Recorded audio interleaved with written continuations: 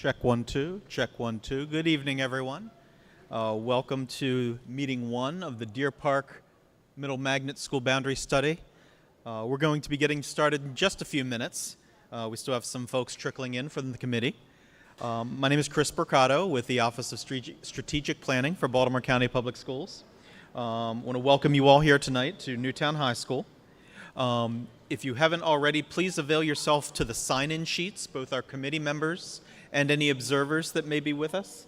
Our pink sign-in sheets up here are for our committee members and staff members, and the blue sign-up sheets for the sign-in sheets for our observers. We ask that you please, this is where we'll be meeting for the duration of our boundary study meetings, and we will always be using the parking lot door here will be available to us. If you could avail yourself to that door. And please refrain from wandering into any other areas of the buildings or any other rooms of the building. Restrooms are located behind me on either side of the auditorium entrance. In the event of a fire alarm sounding or an emergency in which we'd have to evacuate the building, we would evacuate by the way we came in. There are also exits next to the auditorium, to the rear, to the courtyard, and our goal would be to meet back in the parking lot so that we could compare everyone present to the sign-in sheets and make sure that we have accountability for everyone. Making those sign-in sheets very important. We are live streaming tonight. This is very important so that as a matter of public record of the meeting, and so that our folks at home watching on live stream can follow along, it's very important that we capture you, the committee members' voices. And that may not be possible if you're just speaking at the table. So if you would like to speak, I ask you please to stand up and approach one of the 2 microphones here, and then at an appropriate break, our sound team will cue you in to be able to speak. But speaking alone at the table, they will not be able to capture your audio, so please bring all comments to the microphones. In regards to COVID mitigation, masks are optional in Baltimore County Public School facilities at this time. We do have masks available should anyone be interested. We do ask everyone to please respect those around you, individual person's masks decision, and social distancing preferences. Hand sanitizer is available at all tables. And if you, the committee members, should find yourself in receipt of a positive COVID result in proximity to a meeting you attended, please notify our Office of Strategic Planning. Mr. Mike Godfredson in our office is the one that sends you your email reminders. You can follow up with him via email or phone call, and he can serve as your liaison to our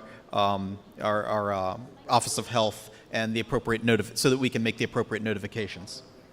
All meeting materials are going to be posted on our dedicated website for this boundary study. Our website is through www.bcps.org. At the bottom of our main page, there's a resource link, and there's a link to the Deer Park Middle Magnet School Boundary Study. So again, folks at home that are following along can access all of the information, maps, presentations, and material that we view here at the meeting are all posted to the website the following day. And we also welcome all public comments. So those of you that are reporting back to your schools, there's a comment form at the bottom of that webpage where we accept any and all comments, which will be logged and published on that page for the public to view. With that, I'd like to introduce Mr. Paul Taylor of the Office of Strategic Planning. Good evening, everybody. My name is Paul Taylor. I'm the Director of Strategic Planning for Baltimore County Public Schools. I want to tell you how much we really appreciate the commitment you're making to work on this study and improve the situation for our kids, middle schools in this area. This activity is managed by my office, and if you need any assistance or have any questions about it, you can contact any one of us. Again, I'm the director. My name is Paul Taylor. You met Chris Burcato. He's in charge of logistics here, making sure everything works out. As a committee member, Mike Godfredson, Mike, if you could raise your hand, contact him. You probably already got emails from him.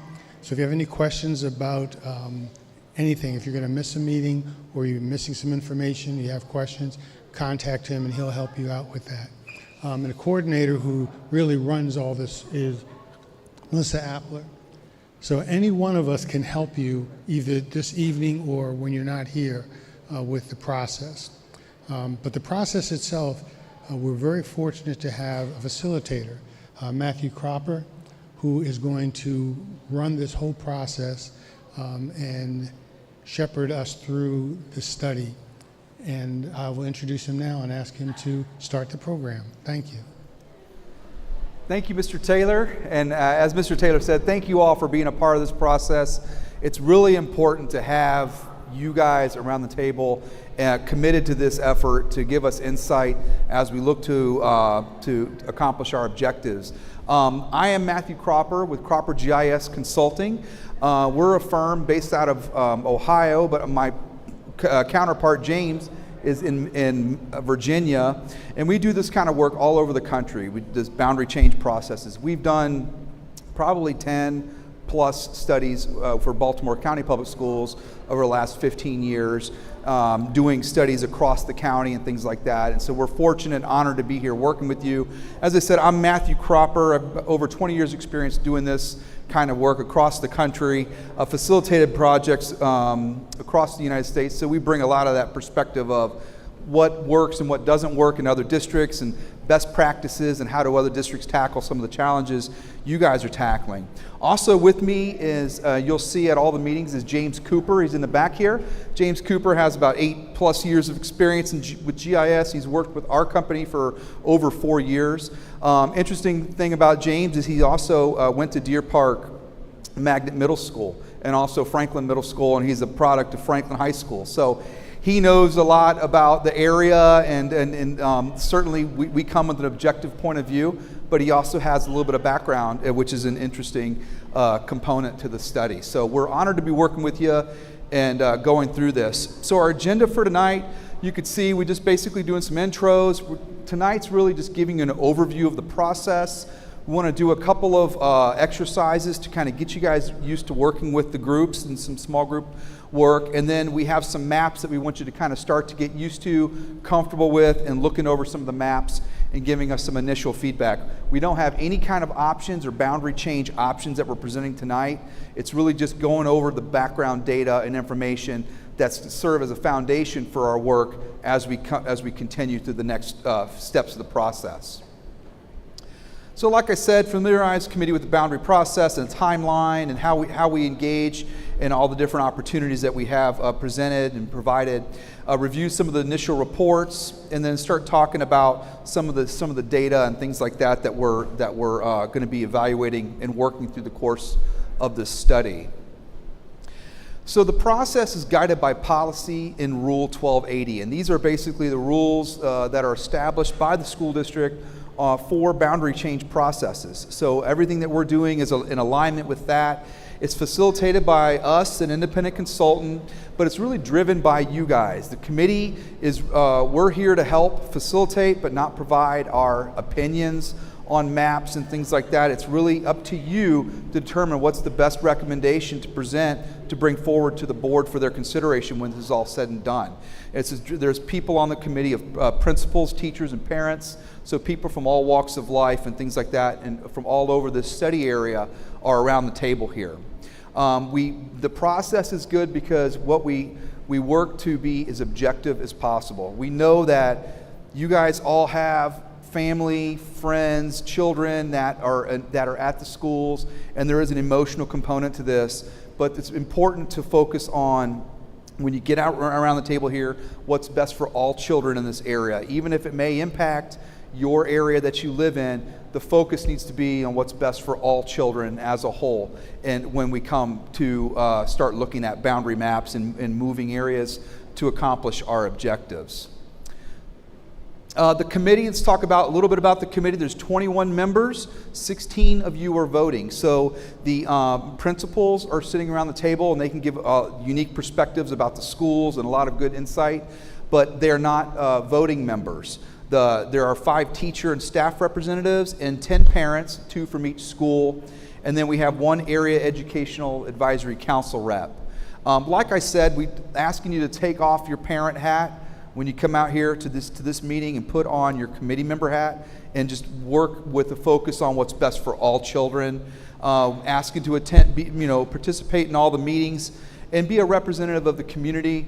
You don't have to host meetings in your living room or anything like that, or have people come to the coffee shop to talk. But what we're asking you to do is just educate people on how they can participate, where they can go to find materials, and those kinds of things is really the most important for you as committee members.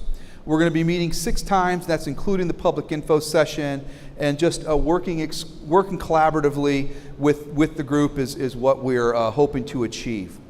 And then your recommendation will be presented to the Board of Education via the Chief of Schools when it's all said and done.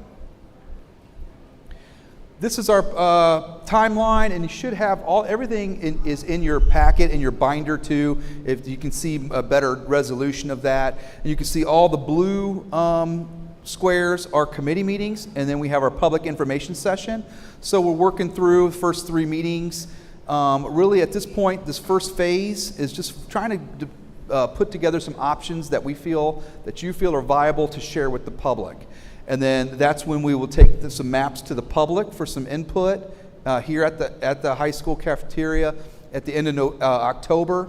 And then we'll be regrouping 2 more times after the public info session to finalize a recommendation that's going to be sent to the board and delivered in February is when that recommendation is scheduled to be presented to the school board.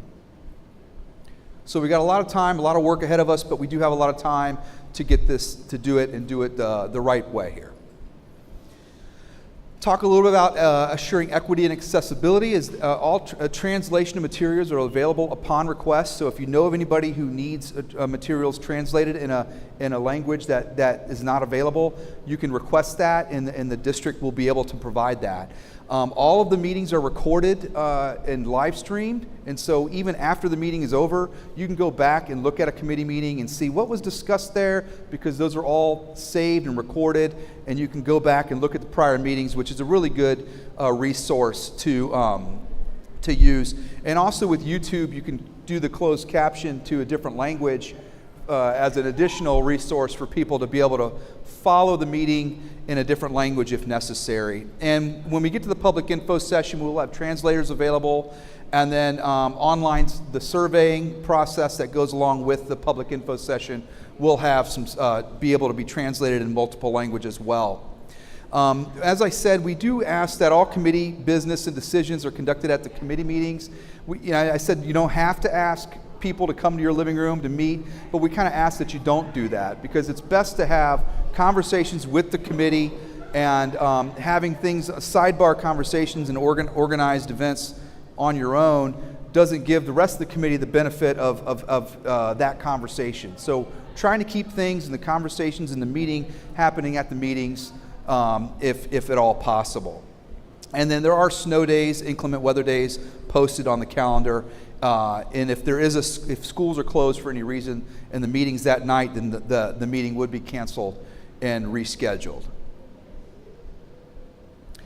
So the BCPS.org is what Chris mentioned for the Boundary Study webpage. You could follow that, and this is all available online, and so you can go there to get access to all of this.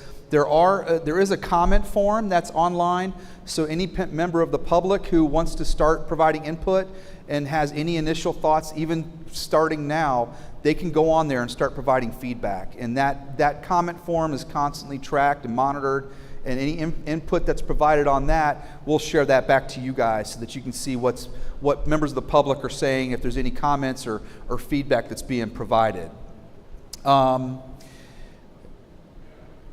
All the meetings are being live streamed, and then the public information session on October 26th is a great opportunity for the general public to come out. We invite the public to come as observers, so any member of the public can come watch what's being done. But when we get to the public info session, that's really their opportunity to participate and have conversations with you guys around maps and looking at some of the stuff that you've done up to that point. And then you can also, of course, attend the Board of Education meeting in March. It's not mandatory for you to do that. By that time, you'll probably be a little tired, maybe some meeting fatigue, but you're welcome to attend the board meetings as well. So let's get to the meat of it. Why is there a need to conduct a boundary study in this area? And as you could see on the slide, as of September 30th of 21, Deer Park Magnet Middle School was over capacity by 254 students. So it's operating about 120% of its capacity. So it does need some capacity relief. Enrollment is projected to remain over capacity in the future. So enrollment isn't declining. It's forecasted to stay over capacity. So you're not going to get relief through enrollment declines. And doing this effort is consistent with the multi-year improvement plan for all schools, recommendation for capacity relief. So there are some schools in the area with adequate capacity, and we're looking at trying to balance things out so that they're equitable in terms of the amount of seats available and how they're being utilized. This is our study area. So you could see here we are sitting in Newtown, right around this area, but here's Deer Park Middle School. This is sort of the focus of the effort. And then all the schools that are adjacent to it around this area is our study area. And you can see they're listed here. So the expectation is that any student in any of these attendance areas could be impacted as a result of this boundary change study. We're going to try to minimize the impact, try to move as few students as possible while accomplishing our objectives and not move kids just to move them. But anybody who lives in these areas, in the study area, could potentially be impacted. Nobody is off the table. So it's possible that any of them could be affected. Looking at fall of 2023 implementation, that's when the changes and the recommendations will take place. Will be next fall of 2023. So our objectives is to work with the community, do a community-based process like we're doing, with the focus on reducing the overcrowding at the Deer Park Middle Magnet. Try to create viable, successful boundaries that efficiently use the capacity in all the schools in the study area. So we aren't looking beyond that study area. Schools that are not listed in there are not ones that are being considered for relief for this effort.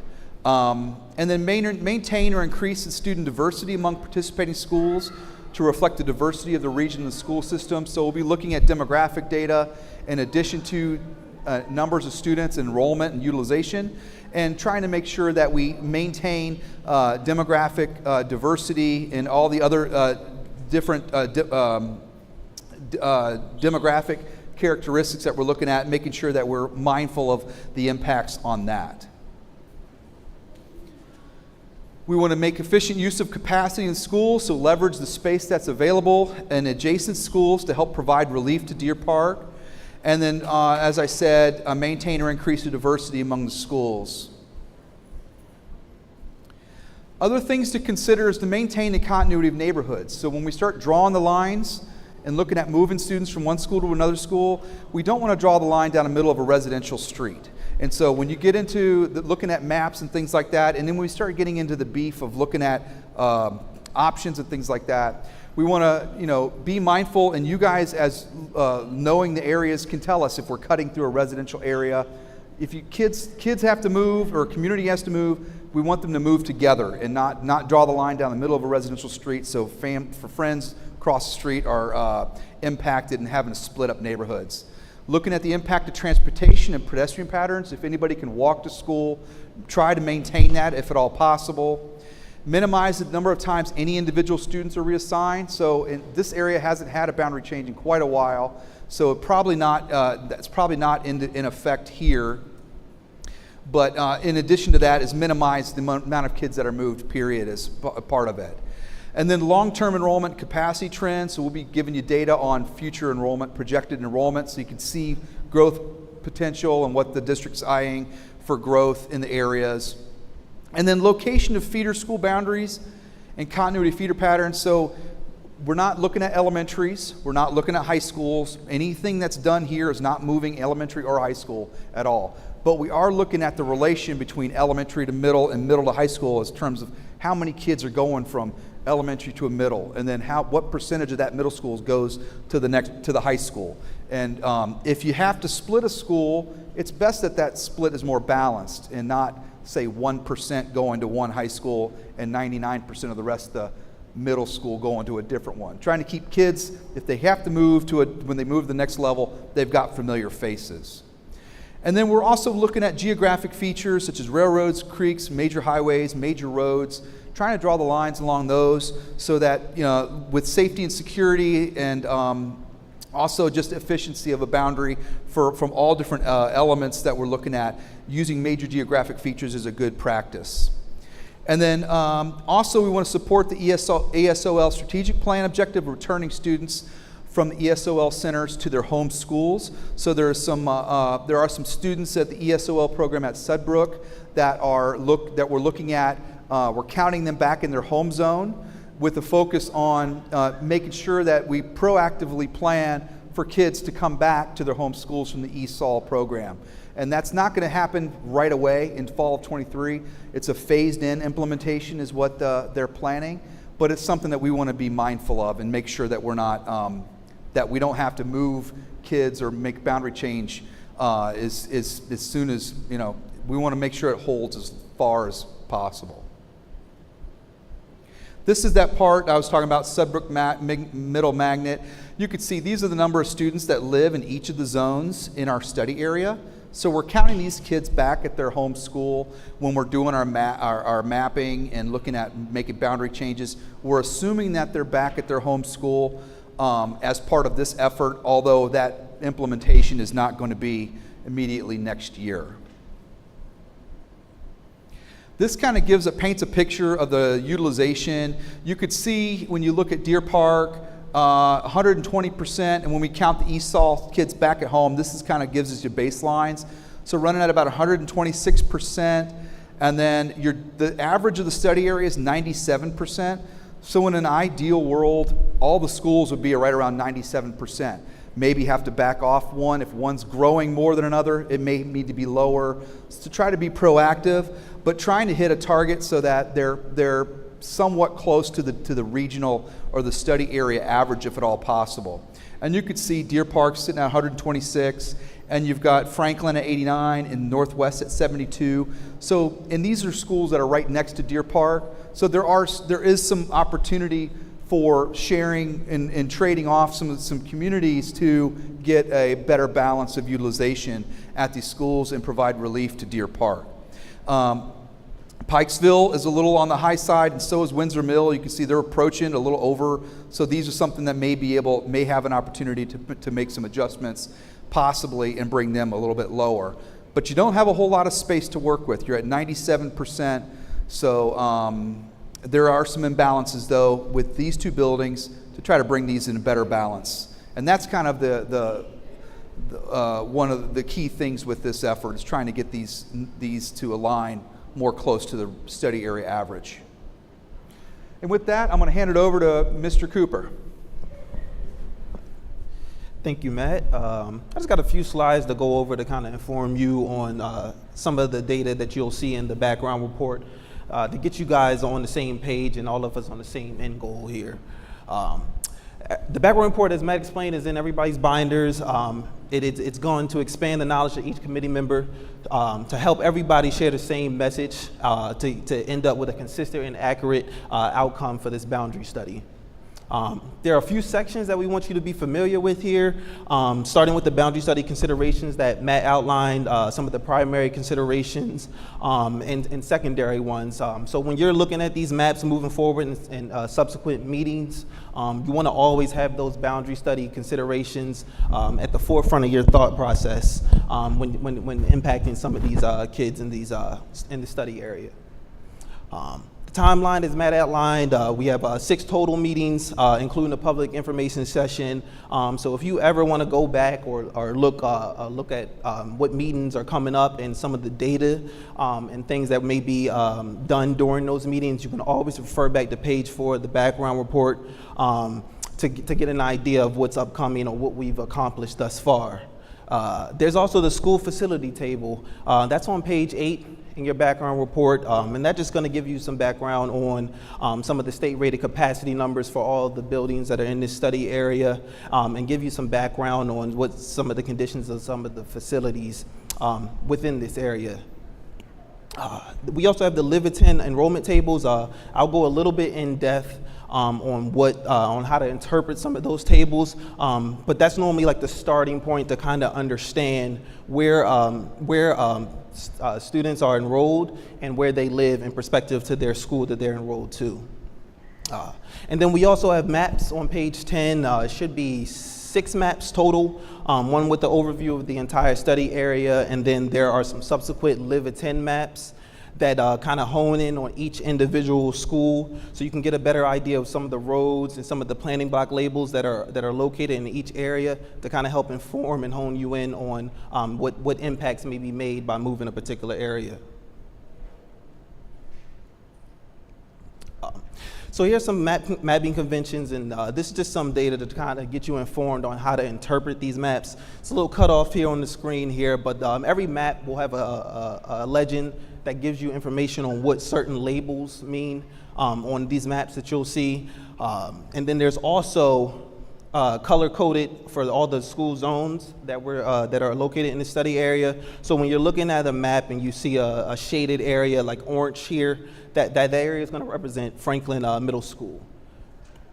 Every map's going to have a scale bar to give you a good reference on what the distance is in the map in perspective to in real world. And then obviously the north area to kind of orient you on what part of the study area that you are in. So again, page 10 through 16, those are the 6 maps that I was talking about. And the maps all have these planning blocks. Planning blocks are like the puzzle pieces to a boundary study that we like to use. They kind of give you a good indication of how many kids will be impacted by moving a particular area. Every planning block has a label, and you'll see that these labels are shaded purple here. There's some maps that they're actually shaded yellow on some of the big plot maps, but they all contain the same exact data. And these planning blocks are just kind of unique in that they give you a unique number on top. So you'll always see an abbreviation PB, which just stands for planning block, and then you'll see a number here. So just to give this one for an example, it's a little blurry here on the screen, but this planning block here is planning block 112. So if you ever wanted to kind of ask us questions or kind of inform us to a particular area that you may have questions or concerns with, you can kind of use that planning block ID to kind of orient us or anybody else so that we're all on the same page. Then underneath that planning block layer, planning block number, you will also see another number. That number represents the amount of 6th through 8th grade students that currently live within that planning block and attend that home boundary school, as well as the ESOL program students that are currently attending Subbrook that will be being moved back to their home school over the subsequent years. So this really gives us a good idea so that we're always informed on if we move this planning block area from one zone to another, how many kids will that infect, and then what that number will do to the enrollment at that particular school and the utilization. On page 17, you'll see the Liverton analysis tables. Like I said, these give you a good insight on all the schools in the study area. So you look here on this first column, it goes over all the schools that are in the study area. We also include the Subbrook ESOL students that will be returning to their home school to give you an idea of that count number. So you always have the school here on the left. That next column gives you the total enrollment, which is the sum of all the schools, of all the students that are within this table for that particular school. So kind of looking here at Deer Park Middle Magnet, they have a total of 1,536 students currently attending there. And looking at the zone for Deer Park Middle Magnet, there's a total of 1,392 students that live within that zone. Of the 1,500 plus students that attend Deer Park, 1,234 of them live within the Deer Park Middle Magnet School Zone as currently configured. 52 of the students that attend Deer Park currently live within Franklin Middle School. So it gives you an idea of how many students live out of a zone and attend in. And that number is always preserved when it comes to our estimating enrollment as we get to option development in subsequent meetings.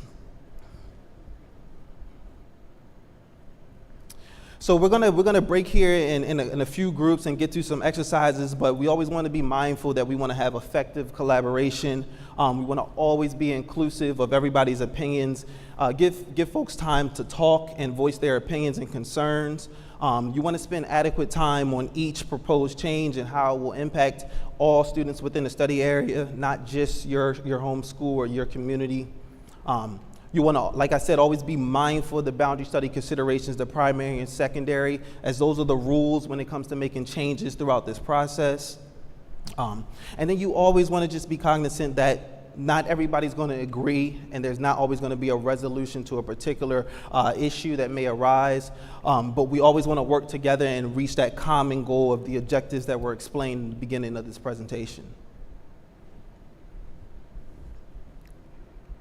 So one of the first activities and exercises that we're going to do here is an opportunity analysis. We like to call it the SLOC analysis, and it's just the basis of like a simple four-cornered grid that kind of helps generate the brainstorming and get the brains turning on how to approach this boundary study. We're going to kind of go over some of the strengths of the current boundaries, and then we also want to kind of outline some of the limitations of the current boundaries. And then we want to look in the future for what are some of the opportunities that may arise by making some boundary changes for the schools in this area, and then also what are some of the challenges that may exist by potentially creating new boundary attendance areas for all these schools. There's a flip chart that we'll break into 3 groups and have you guys organize on how to record some of your findings as you guys discuss. We want you to list any questions that may arise, ask each other if you have questions, but feel free to come to me, Matt. We'll walk around and we'll definitely be able to answer any questions at this time, and any that we may not be able to answer, just write them down for further review at a later time. And to kind of help this group exercise go smoothly, we like to have a discussion guide, kind of one person for the group, kind of leading the discussion, asking those questions on what are some of the strengths and limitations that the current boundaries present themselves, and then also kind of getting into what are some of the opportunities and limitations that new boundaries may generate. We also have a reporter. Maybe you have one person from your group write down what each group member is sharing in regard to those strengths, limitations, and opportunities. A scribe, we're going to record the group's discussion. Things are being recorded here to review, so I don't think that particular responsibility is as of much important in this situation. And then we also want to have a parking lot attendant. Like I said, any questions that you aren't able to ask each other, Matt and I or Chris or any other helpers around in the area, just rewrite those down so that you can make sure that those questions are being asked at a later time so we can get some answers to you if at all possible. So at this point, we have our groups here. We'll split this table up there to kind of, what are we looking at? 1, 2, 3, 4. Maybe split this table up in half, and then you guys go down here. What color is this group here? I'm sorry. James, 3 groups? If I could help, we gave you guys name tags with the color, so the groups are split, organized by color. So you have 3 groups. There's the red, the green, and the blue group. Yes. And that's the group that you guys will be working in for this exercise. Do you guys have any questions before we let you break you up? Okay, we'll let you go ahead and get to it. We'll be browsing around and help you out. We'll start with the SLOC exercise, and then we'll go to another one after that.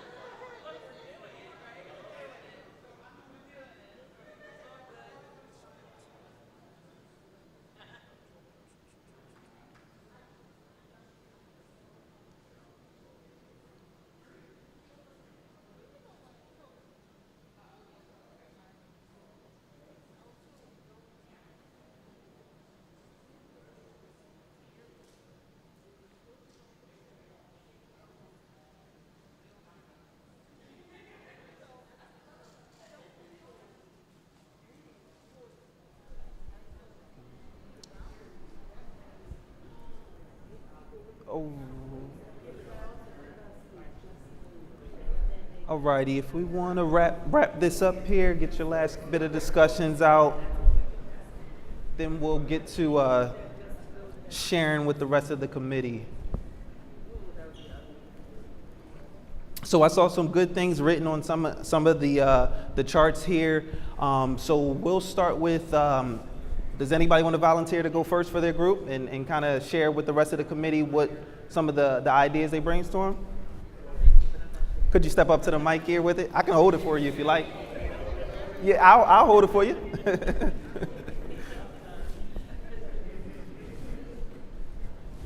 Appreciate it. Good afternoon, everybody. Jonathan Hughes, principal of Deer Park Middle Magnet School. So some of the strengths that we talked about was the ability to develop peer relationships to feeder high school. So kind of looking at the different feeder patterns. So most of our students go to either Newtown High School or Randallstown, so the peer relationship would be considered a strength. Some limitations would be the teacher shortage that I'm sure we all know about. Support staff shortage, so that's another shortage that we're still trying to deal with. Transportation.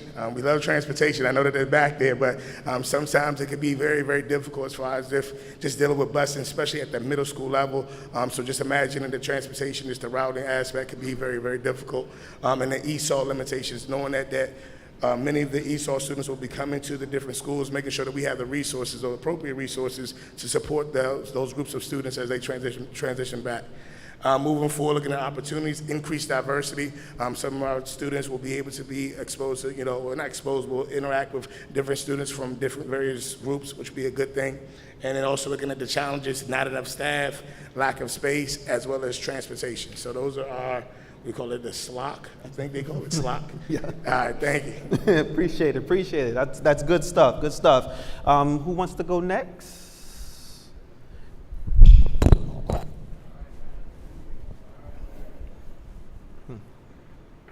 Alrighty. Hope you guys can hear me with my right. Hope you guys can hear me with my mask on. But Matthew Elliott, vocal music teacher at Franklin Middle School. Starting with some strengths. Can I take this out? Yes, you may. Okay. Oh, no? No. Oh, yeah?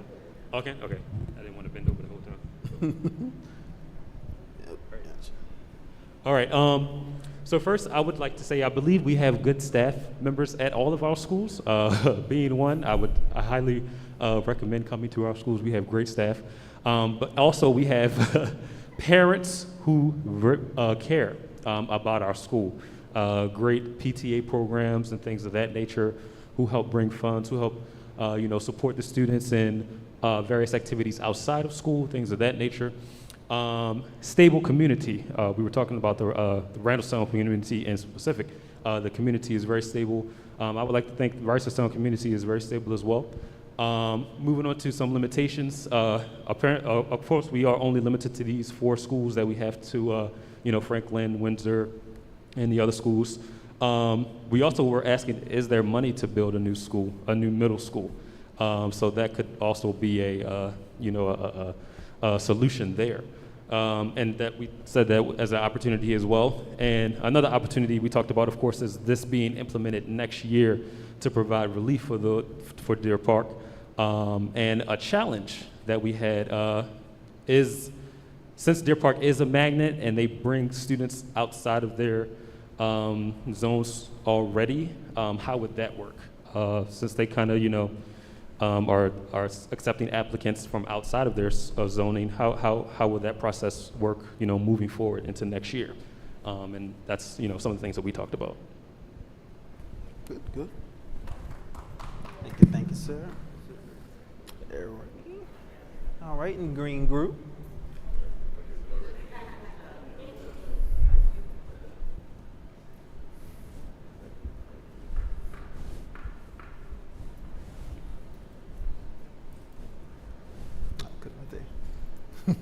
Thank you. Good evening. I am Evelyn Tolliver, assistant principal at Northwest Academy. Our group talked about the strengths being the data. For the data, there's a lot of data and information that was shared tonight, so there seems to be a lot of data. There seems to be a lot of stakeholder involvement. It would also ease the population for Deer Park and the opportunity to have a voice in some of what's happening. The limitations we thought is like, is there already a plan? So are we limited and boxed in because it seems that there's a plan, that there's a direction that we're being pointed in? That we all have our own personal biases. All of these schools are hard to staff schools already, so when you add additional students to the school, it might be harder to even staff those schools. And then we discuss maybe, what do transfers look like? Are we gonna say, oh, you came from Deer Park and so you can just go to this school or that school? There's always a danger in making everything about the numbers. So if it's just saying this amount of students, so there's a limitation there just because we're talking numbers only with a lot of this data. And then do we have all of the data? Do we have the staffing, the discipline, the culture and climate, the vacancies, the wraparound services, because each of our schools offer something different. So do we have all that data when we're making these decisions? Some of the opportunities we found were the opportunity to embrace new families and students from around, so it goes along with the diversity.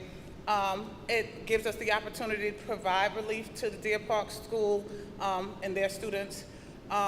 We asked, is there an opportunity to build a new school versus creating new boundaries? Would there be a new curriculum or different guidelines that would have to be followed to ensure that students aren't losing out on anything? And staffing to follow students, so maybe possibly recruiting staff from the opportunity to recruit staff so that they're so it's kind of like keeping the families together, like keeping some of our schools so there'll be some familiarity when they move. And the challenges we said were, are there proper resources? We also thought about, if all of our kids are coming back from ESOL, are we going to have the resources to support their needs? Transportation, of course, and the capacity of the bordering schools. Would students be losing out on a program by transferring from one school to another school, or would one school provide a better, so do we all have the same capacity to build our students as they transition? Awesome. Thank you. Thank you very much. Thank you very much. That was very good information. Does anybody have any questions? Any other questions that they want to output to have the committee here as a whole?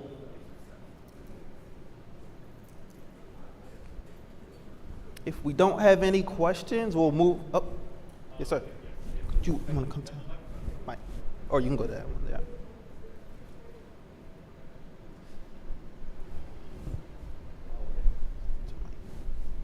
The question was, is this only in effect, if it goes into effect next year, is it only for incoming sixth graders, or is it for all the students that are already enrolled into the school?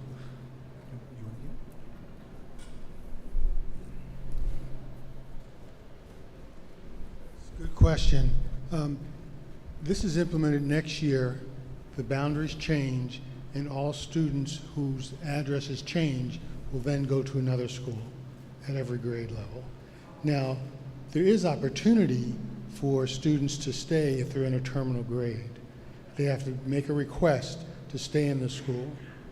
But the idea is not to phase it in, it's to have all the students go.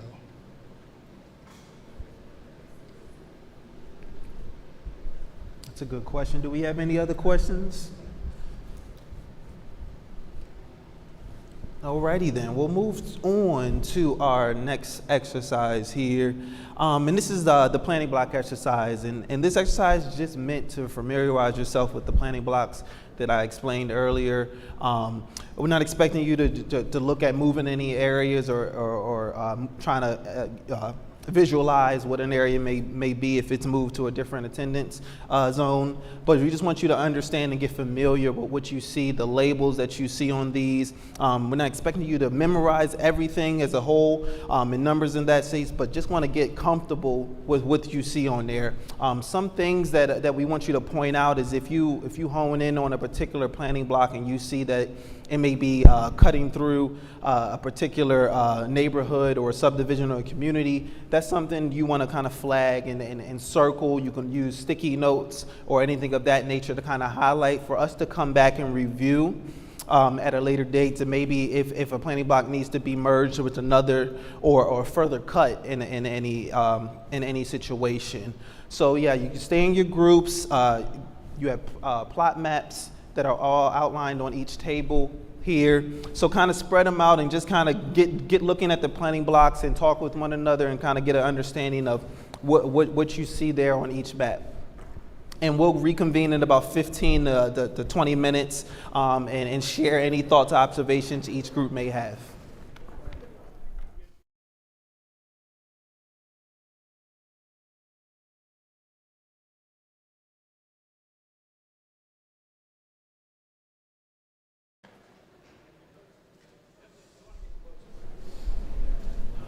Another point is that the maps that you guys have, you get a lot of different maps on there with a lot of resource and reference maps. You'll see one map that says planning blocks in the title of the map. That's the one that has the planning block IDs and things like that. But just let us know if we had questions. We'll be browsing around.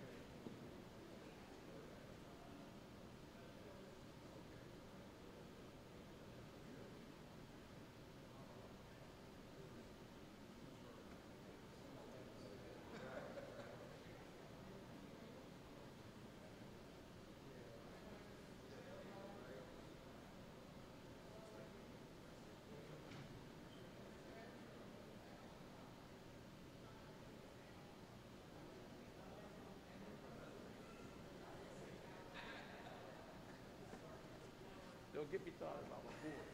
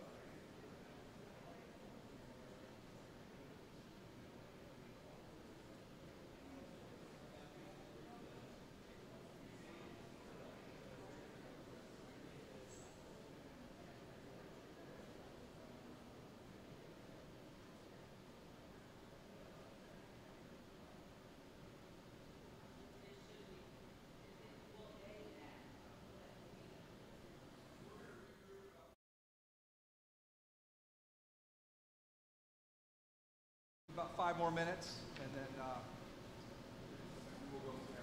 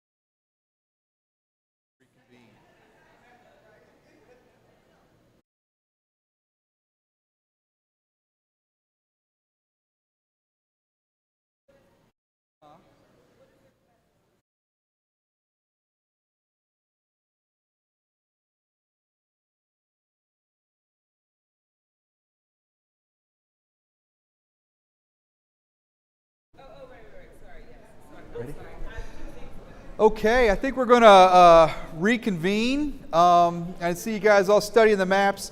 One of the things we've realized is that the study area is pretty large geographically, and it makes it kind of hard to see when you get down to the street level on here. So we're going to, when we come back, some of the maps, we're going to make them bigger so that you can see more details in there. But there's I saw you guys a lot of discussions around the maps. Anybody want to share any thoughts or observations they had about the maps as they were starting to just take a first dive? We don't expect you to know everything, but just kind of what are your first thoughts or conversations that you guys had?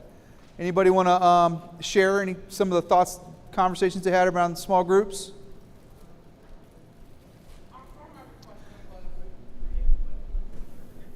Sorry, for the viewing audience, it's. Our primary question was, would Sudbrook or can Sudbrook be considered as a community school to start to help alleviate this as well, versus being held as a utopia where they have the perfect school, push out the ESOL students back to the other schools, and we have to figure out the problem. Without, if we can create more equity, Sudbrook will be part of the solution as well. Okay. And there's been a lot of questions in the SLOC and also some of this follow-up. And what we're going to do is we'll circle back with you at the next meeting with some follow-ups to some of the questions that you have to make sure that we engage the right people to give the right answers. Anybody else? Any other questions that you guys had or observations with the maps initially? No problem. I know it's kind of like drinking water out of a fire hose tonight, with all this data and information. So as we get into maps, oh yes, ma'am. Yeah.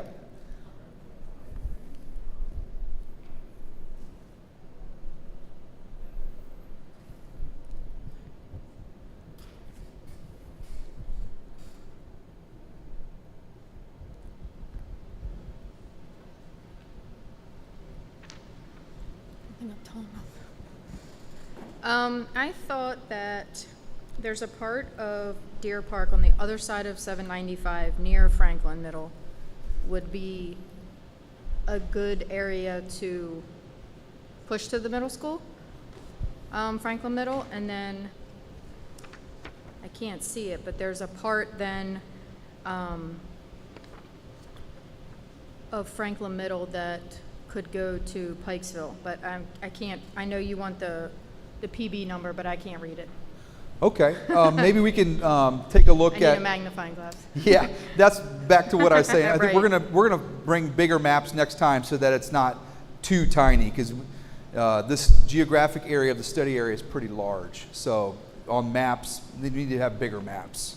Okay.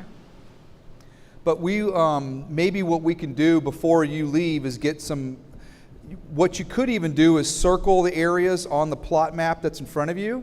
If you maybe just want to circle the areas you're thinking about, and maybe just like put an arrow where to sort of relay your thoughts so that we can see that would be really helpful. If you just mark right on the map, that would be useful. Yes, ma'am.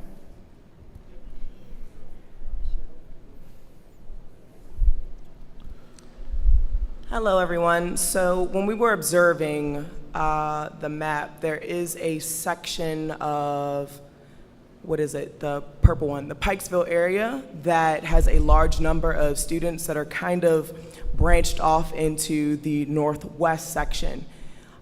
We were looking at it in terms of possibly shifting some of those students into the northwest section, assuming that we had the available staffing provided. And then that would help to alleviate some of that and then make it more equal, where we could split the overcrowded Deer Park students into the three schools, Franklin, Northwest, and Pikesville. So we felt like if we were to shift not just only from Deer Park, but if we were to overall shift some of that zoning, it would probably alleviate some of the problems that we're having. Okay, great. Yeah, you guys are already thinking ahead, thinking of strategies, ways to move the lines, and so that's all normal and natural, and it's great that you're thinking ahead. At our next meeting, we're going to be bringing some baseline maps, some maps that we looking at the numbers in our mapping system, some things for you to look at and get started with just to start the conversation. So I've taken some notes and some of these things that we can look at and incorporating as we start to build a couple of draft options for you guys to look at, react to, give us your thoughts, and that's always a good part of the process to kind of accelerate the seeing a couple maps that work with the numbers, and you can start giving us how to massage those maps, and maybe we throw it out if it's a terrible map, or we can build on it and make it better, things like that. Any other thoughts or conversations that anybody wants to share that they had from the initial review of the maps?